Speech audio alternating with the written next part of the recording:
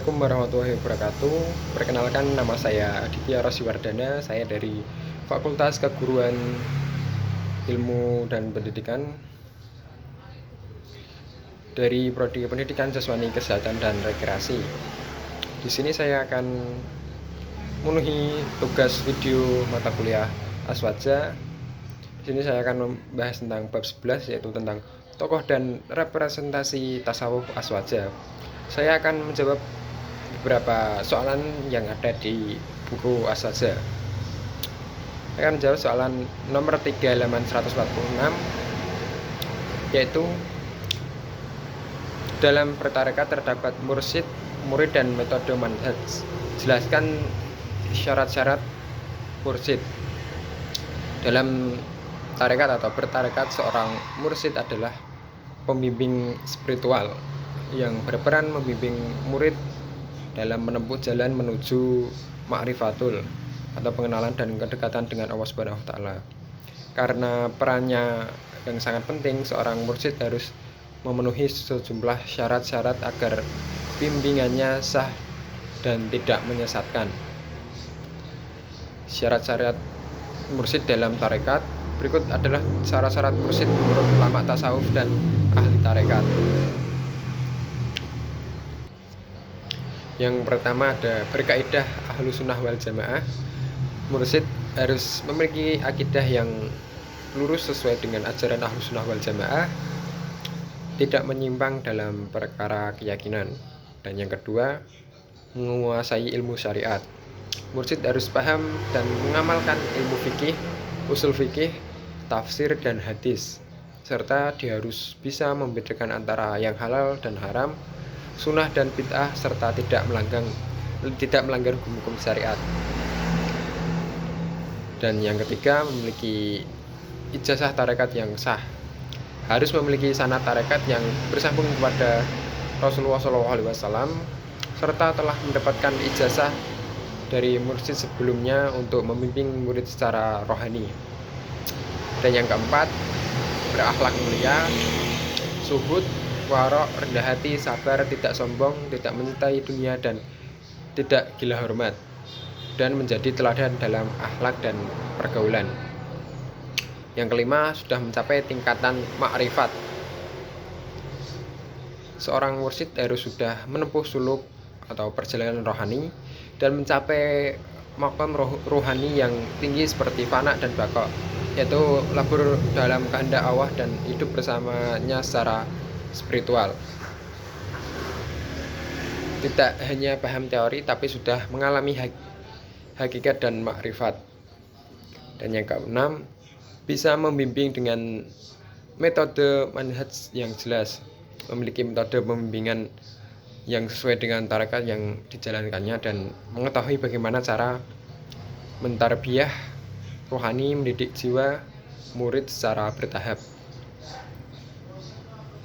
Yang ketujuh, memiliki kasih sayang dan kepedulian terhadap murid, mampu menyayangi, membimbing, dan memantau perkembangan spiritual murid dengan kesabaran, dan tidak mengejar keuntungan dunia dari muridnya.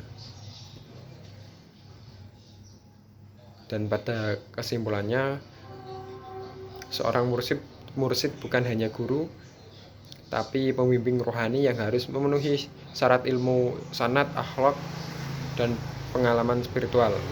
Tanpa syarat ini, mursyid bisa saja menyesatkan muridnya. Oleh karena itu, penting bagi setiap murid untuk memilih mursyid yang benar dan bersanad sah, agar perjalanan spiritualnya sah dan mendatangkan rahmat Allah.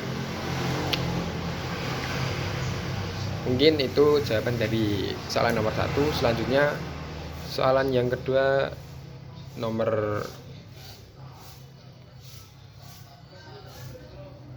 soal nomor 4 halaman 146, yaitu mengapa Imam Al-Ghazali dan Imam Al-Junaidi menjadi representasi dari tasawuf Aswaja. Jelaskan. Imam Al-Ghazali dan Imam Al-Junaidi adalah dua tokoh utama yang sering dijadikan representasi tasawuf Ahlus Sunnah wal Jamaah. Hal ini karena keduanya memiliki jalur tasawuf yang bersumber dari Al-Quran, hadis, akhlak Rasulullah dan tidak menyimpang dari syariat Islam. Berikut adalah penjelasan lengkap mengapa mereka menjadi ikon tasawuf aswaja. Yang pertama, Imam Al-Junaid Al-Baghdadi, wafat 910 Masehi, imam tasawuf Sunni, pendiri mazhab tasawuf Sunni. Imam Al-Junaid dikenal sebagai peletak dasar tasawuf yang moderat dan sesuai syariat. Berbeda dengan aliran tasawuf ekstrim yang condong pada hulul atau manunggal dengan Tuhan atau ittihad yang artinya menyatu dengan Tuhan, serta ia menekankan tasawuf akhlaki dan syar'i, bukan sekedar pengalaman mistik. Selanjutnya ada ungkapan terkenal, tarekat kami ini dibangun di atas Al-Quran dan Sunnah. Siapa yang tidak hafal Al-Quran dan belum menulis hadis maka tidak pantas mengikuti kami. Selanjutnya ada menjaga keseimbangan. Imam Junaid mengajarkan bahwa tasawuf harus menjaga keseimbangan antara syariat, hakikat, dan akhlak, serta ia menolak tasawuf yang meninggalkan syariat atau mengklaim penyatuan diri dengan Tuhan secara fisik.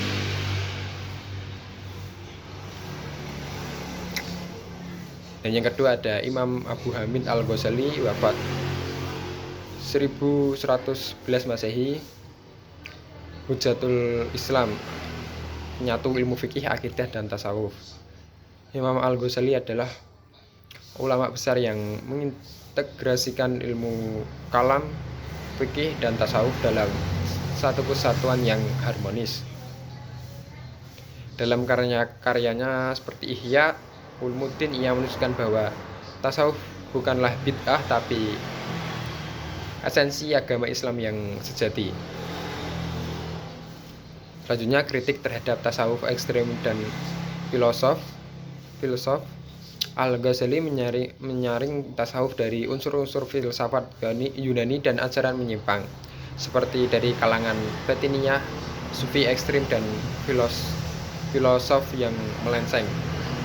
Ia menegaskan bahwa tasawuf yang benar adalah penyucian jiwa dengan tetap taat pada syariat. Selanjutnya, pengaruh besar terhadap dunia Islam. Karya-karya Imam Al-Ghazali menjadi rujukan utama dalam pesantren, madrasah, dan lembaga keislaman aswaja. Ia dianggap menghidupkan kembali ilmu agama dan memperbaiki jalur tasawuf dari potensi penyimpangan.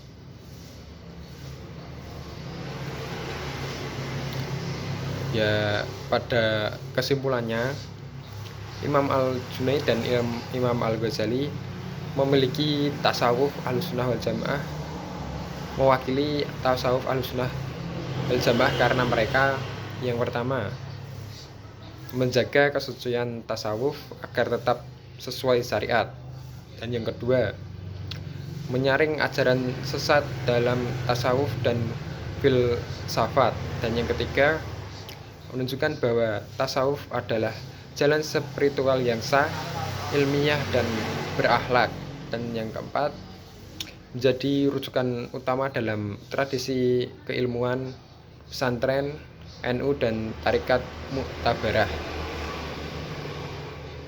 Mungkin itu saja pembahasan kita tentang tokoh dan representasi tasawuf aswaja pada bab 11 ini. Kurang lebihnya saya mohon maaf bila ada salah kata, salah pengucapan. Saya mohon maaf yang sebesar-besarnya. Assalamualaikum warahmatullahi wabarakatuh.